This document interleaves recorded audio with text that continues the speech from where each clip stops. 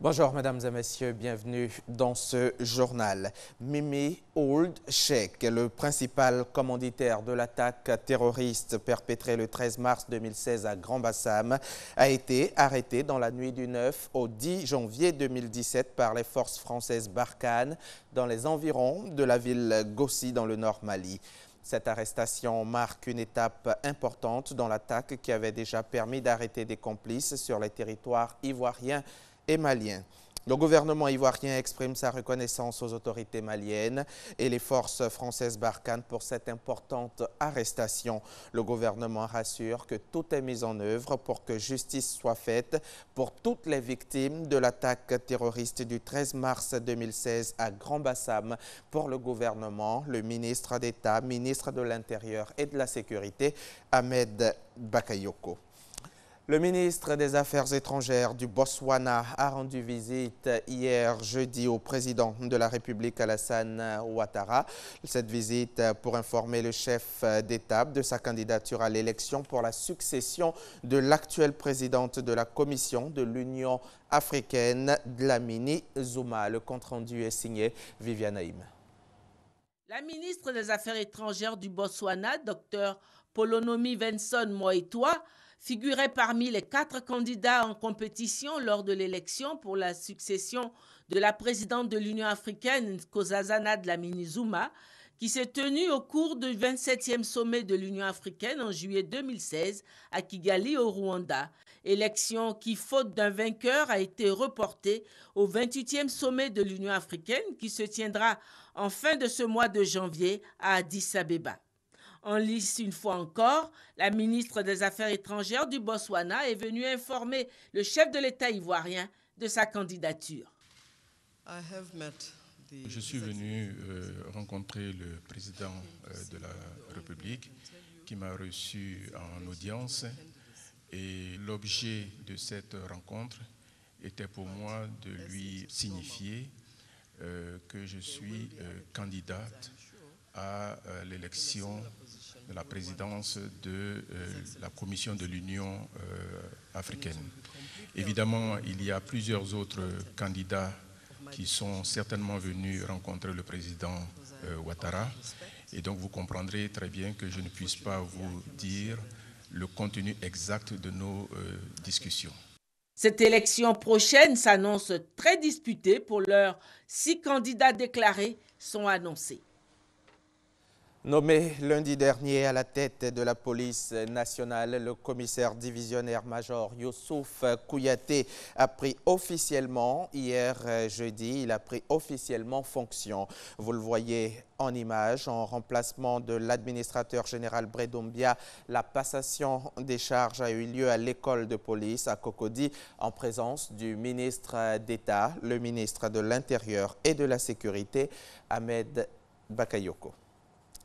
Le ministre chargé de la Défense, lui, s'est rendu dans les 2 camps d'Akwedo dans la commune de Cocody et à la base aérienne d'Abidjan à Port-Boué pour échanger avec les militaires. Il s'agissait pour le ministre Alain Richard Donvaï de s'imprégner des conditions de vie et de travail des soldats, mais aussi les rassurer de la volonté du président de la République de répondre à leurs préoccupations. On en parle avec Mamadou Kwasi. Le ministre chargé de la Défense au 1er bataillon d'infanterie d'Akwedo dans la commune de Cocody, Alain Richard Donvaï, hier pour s'imprégner des conditions de vie et de travail des soldats, l'une des réclamations des militaires lors de leur récent mouvement de revendication. Cette visite de travail constitue la première étape d'une tournée dans les camps militaires. Elle constitue également une opportunité pour le ministre chargé de la Défense d'échanger directement avec les soldats. Cette visite lui a permis également de faire le tour de toutes les sections de la caserne, des dortoirs aux salles de cours en passant par la cuisine. Alain Richard Donvaï a pu toucher du doigt la réalité quotidienne de ces soldats. Vous savez que nous avions prévu au niveau de la loi de programmation militaire un certain nombre de réformes pour l'armée. C'est ces réformes-là que nous mettons en œuvre aujourd'hui. Et le président de la République tient à ce que ces hommes vivent dans de bonnes conditions pour qu'ils puissent travailler dans de bonnes conditions. Vous savez, porter l'uniforme, c'est un devoir envers la nation. Mais nous avons aussi, nous, la nation, un devoir envers nos hommes pour leur permettre de faire leur travail dans toute la dignité possible. Après Cocody, cap sur la commune de Port-Boué, à la base aérienne d'Abidjan. Ici, le ministre chargé de la Défense a fait le tour des services Il en a profité pour tenir un langage de vérité aux soldats. Je veux que les populations soient fières de vous. C'est clair. Mais c'est le comportement aussi qu'on aura qui va faire en sorte que les populations auront confiance en nous. Parce que ce n'est pas normal que les populations aient peur de leur armée. Ça, c'est pas normal. Mais laissez-nous le temps et vous verrez les changements très rapidement. Hein? Laissez-nous le temps de faire en sorte que vous soyez fiers vous-même de porter votre uniforme. Mais le comportement doit changer. Voilà. Les jeunes ont crié, on a compris. Mais il faut que ça s'arrête. Les affaires de ne pas lever le drapeau, ça, c'est pas possible. Ça, c'est pas possible. Ça, c'est nous-mêmes, ça. Notre drapeau, là, c'est nous-mêmes. C'est notre âme. C'est notre fierté. Si on ne lève pas le drapeau, c'est comme si on brûle le drapeau. C'est pas possible. Alain Richard Donwaye invitait également les militaires à la propriété des casernes et surtout à la discipline.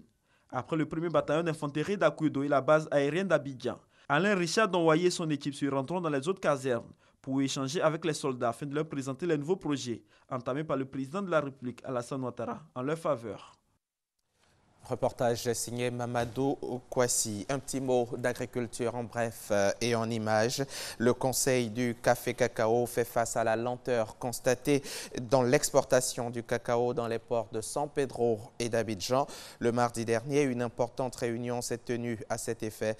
Ainsi, les responsables du Conseil du café-cacao, un armateur allemand basé à Hambourg, se sont entendus sur des mesures d'urgence afin de désengorger les deux ports dans les meilleurs délais.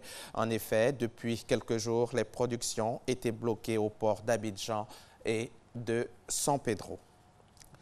On a tendance à dire qu'après les fêtes, les activités économiques sont au ralenti à cause des nombreuses dépenses des fêtes. Notre reporter Herman Niamien s'est intéressé aux déménageurs. Selon les professionnels du secteur, leurs activités ne tournent pas comme il y a quelque temps. Selon eux, les clients se font de plus en plus rares. Conséquence, ils peuvent passer des jours sans activité. Sans reportage.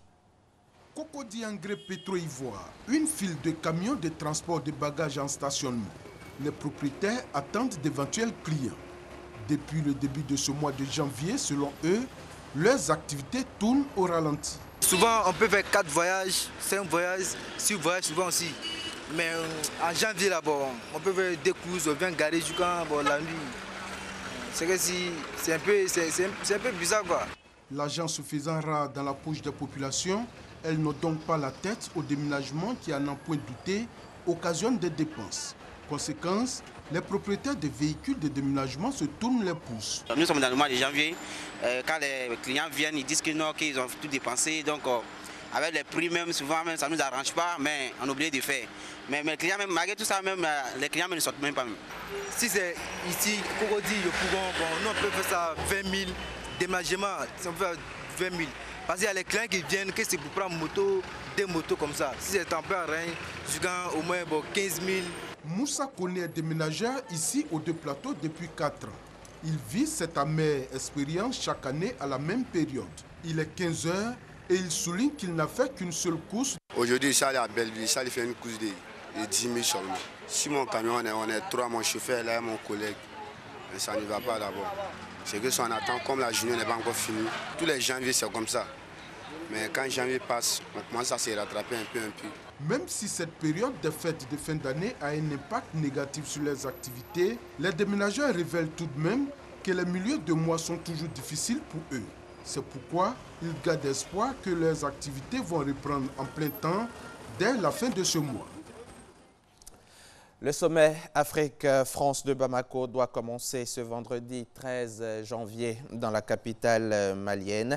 Plus de 30 chefs d'État et de gouvernement français de gouvernement africain attendus aux côtés du président français François Hollande pour débattre autour des thèmes de paix et d'émergence. Un rendez-vous qui se veut très économique avec la présence des patronats maliens et français et pour lequel la société civile se sent mise à l'écart. Alors, pour faire entendre leur voix, les militants africains ont organisé leur propre rencontre à Bamako.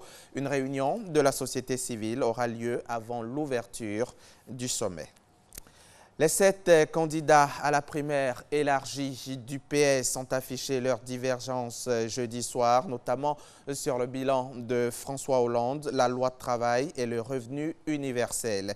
Après un quinquennat de déchirement interne, le PS et ses partis satellites lancés dans cette primaire cruciale pour leur avenir ont réussi à sauver les apparences lors du premier des 3 débats organisés d'ici le premier tour le 22 janvier.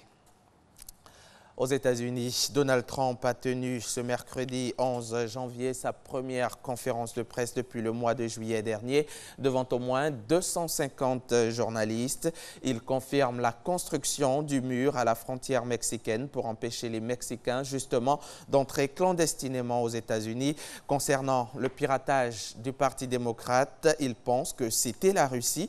Puis Donald Trump assure qu'il sera le plus grand créateur d'emplois que Dieu ait jamais créé. Temps fort. Première conférence de presse de Donald Trump après sa victoire à la présidentielle américaine. Principaux sujets abordés, le piratage des messages de responsables du Parti démocrate et sur la question, le nouveau président américain est intraitable. Sa réponse, je pense que c'était la Russie. Pour empêcher que ce genre de faits ne se reproduisent, Donald Trump rassure, les États-Unis disposent à leur côté de l'expertise des plus grands cerveaux informatiques du monde et le pays entend tous les réunir afin de construire une défense. La Russie détiendrait un dossier en béton contre Donald Trump, un dossier qui renfermerait des éléments compromettants contre le président fraîchement élu des États-Unis. Pour Donald Trump, ces informations seraient erronées et seraient le produit d'opposants à sa vision politique, d'opposants à sa personne. Donald Trump promet également qu'il sera le plus grand créateur d'emplois que Dieu ait jamais créé. Excès de confiance ou prétention de la part du milliardaire américain, le nouvel homme fort de la Maison-Blanche mise énormément sur son sens élevé des affaires pour faire fléchir le taux de chômage aux États-Unis qui était en décembre dernier à son plus bas niveau depuis 9 ans avec 4,7% de demandeurs d'emploi. Autre point important abordé, la question de la construction d'un mur à la frontière mexicaine, un mur qui séparera les États-Unis du Mexique, une des promesses phares de sa campagne. Peu importe son prix, ce mur sera construit, financé en premier par les contribuables américains, puis remboursé ensuite par Mexico. Des négociations seront initiées dans ce sens avec le Mexique, alors que son prédécesseur Barack Obama vient juste de faire ses adieux à la présidence américaine. Le nouveau locataire en instance de prise de fonction semble ne pas vouloir perdre de temps pour mettre en œuvre ses projets pour les États-Unis. C'est une série d'incarcérations retentissantes qui se déroule ces derniers jours au Gabon.